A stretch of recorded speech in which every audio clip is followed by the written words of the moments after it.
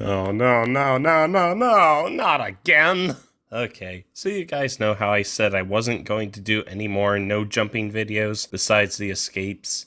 Well, that didn't last long enough. You see, I kinda gave a certain random dude who paid for a one-upped super chat during one of my chat tells me what to do streams an offer to either let the effect happen during the next stream like that, or I could do some random challenge video. And this is what he picked. It'll be $2 worth of laughs and then some. So starting out, I activated the yellow button without jumping. This would help me out later. Then I got on top of Spider's perch and pressed the first button without jumping, which activated the Ohisle event. After that, I ran to the shop, got myself a Crisis Dual SMG, and used my crate to get more ammo. I felt pretty set as I went for the button in the shop without jumping. Then, after complaining about my graphics problems, I got the button at the generators and powered the docks. If I was gonna win this, I was gonna want my squids. I then pressed the red Ape City button and the blue Ohisle button without jumping, as I made my way up to the observatory without jumping to press a button without jumping, but not without dealing with a couple dinos along the way. Those thrashers are super annoying, aren't they? They kill on contact. Anyways, with my spare ammo, I got through it easily, getting some extra cash while I was at it. But then, it did cost me all my extra ammo and a run-in with a ankle biter.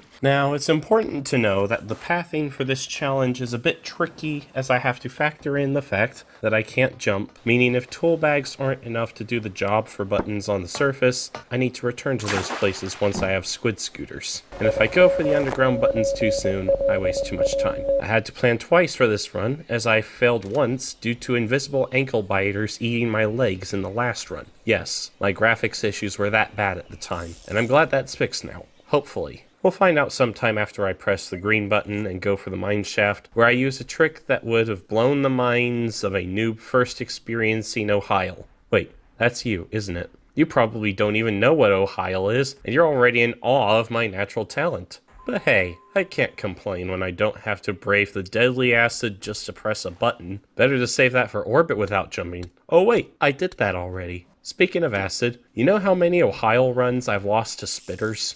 A lot more than I'd like to admit. So I either had to kill this thing quickly enough, or run into another ankle biter hoping I could kill that thing quickly enough. I got lucky as I watched the spitter just flop, but I knew better than to assume it had died, so I shot it, hoped it wouldn't follow me, and desperately looked for a strange drink. But after a moment of swimming in terror, I climbed up the roof of the beach house and pressed the button awaiting me. Afterwards, I searched in vain for a strange drink and found a strange rock that I had no room for before falling asleep between a rock and a hard place. As the sun began to rise, I pressed the button in front of the sewers before proceeding to the hangar, where I had trouble getting ammo without risking a waste of $20 on a useless treasure map.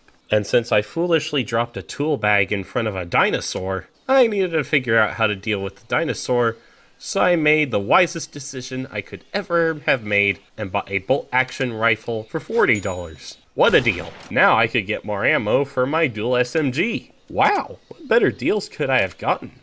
Oh whatever, it works. Now you might be wondering how I could have gotten the hangar watchtower button without jumping since it was on the roof. The solution was surprisingly easy and required no squids whatsoever. While I didn't exactly want to go underground so soon, I figured it wouldn't be a bad time to prepare myself for the facility, and I left myself a tool bag so I'd be ready for the laser tunnel later on. Taking the keycard with me, I carefully swam along the ground as I left the caves through the lake entrance without jumping. Then I jumped out of the...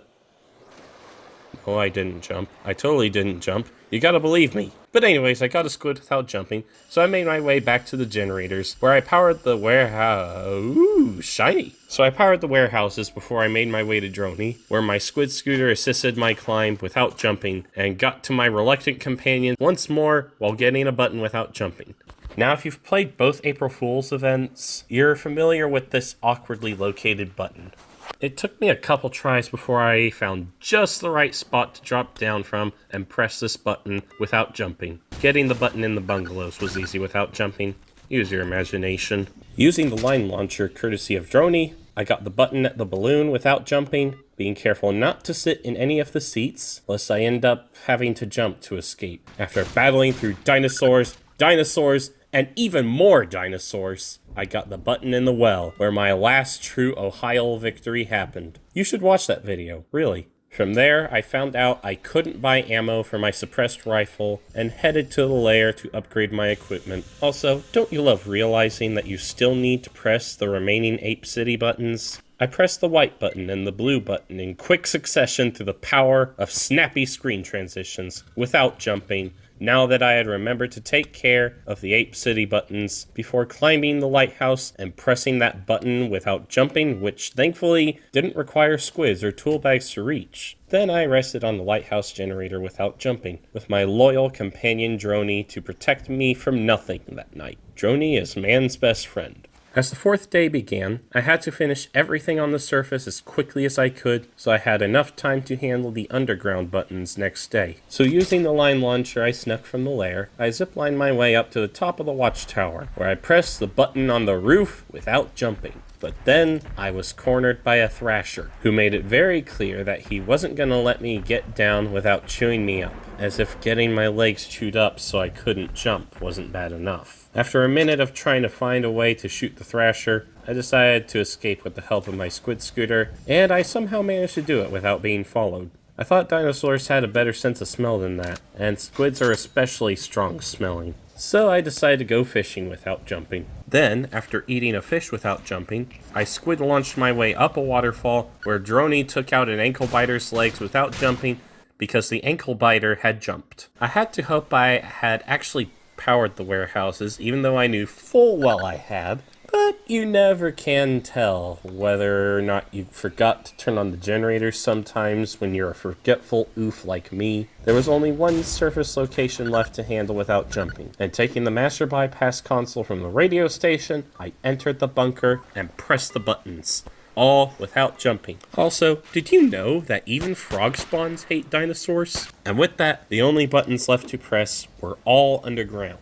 So I first went to Ape City to press the button at the gate without jumping, and tried to figure out a way to press the other button without jumping. I found a way to get into the dragon's chamber with a climbing tool, but could I go from one ape jaw to another without jumping? It turned out the answer was yes, all with the help of a squid. All that remained now was the facility. The moment of truth had just arrived. The laser tunnel, the ultimate deterrent for a no-jumping run, requiring a special item with special luck for even the most skilled of players. Any wrong move or bad luck would end this run here and now. Thankfully, I had everything I needed to escape this treacherous obstacle, and with my level 3 key card I got from upgrading earlier, I shut down the security and pressed the first of 6 remaining buttons without jumping. Then without jumping, I killed a frog spawn who questioned the point of his existence after killing a useless NPC. Then without jumping, I solved the easiest gate control room ever and opened gate 5 to enter Frog's chamber, disabling his vest in the process. Now I could have simply used a line launcher to get up to the button, but because it was close enough to the edge of the platform I couldn't jump on, I had an even better idea. One I was so proud of that even I was cheering myself on as I fell asleep shortly thereafter. The 5th day was coming,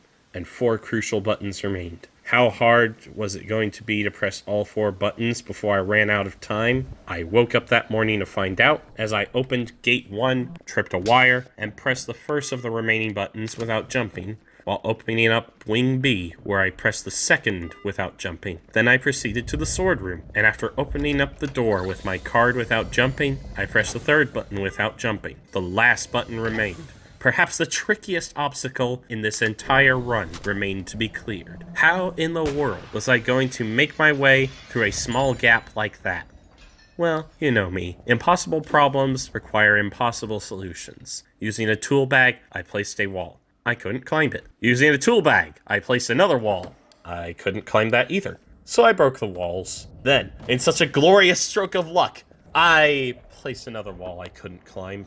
With one use left, I placed my final wall, hoping I could climb it. But I couldn't climb that one either, because there was another wall in the way. Once I broke that wall, I climbed into the room through the window and finished the stupid challenge once and for all. But victory alone wasn't enough for me. I had to go out in style. So I went to the impact ship and retrieved the decoy module, fought off a spitter, went to the warehouses and picked up some fuel, and made my way up the mountain, all without jumping. But by the time I had gotten these, I realized it was too late to escape before day 6. But this was just fine actually, because the plane shed was not far away, so I went there next.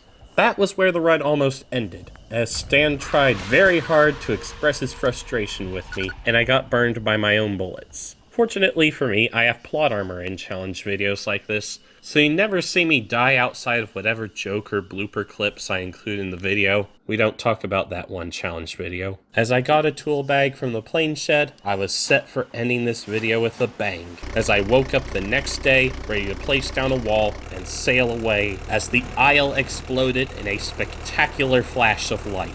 And that was how I got my legs back at long last, never to lose them again. Because I've done everything I ever wanted to do without jumping, and then some. That said, don't expect any more no jumping videos. Especially since the grind has gotten a bit too tiresome as far as uploading Isle content is concerned. I'll have more info in general for my update video, but at any rate, I'm done losing my legs!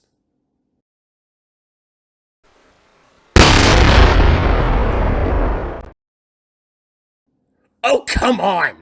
Well, good thing I bring spare legs now that I've been through this 3 times already. Anyways, thanks for watching. Please leave a like and subscribe if you haven't already, and I'll see you guys next mission. Now, where did I put those spare legs?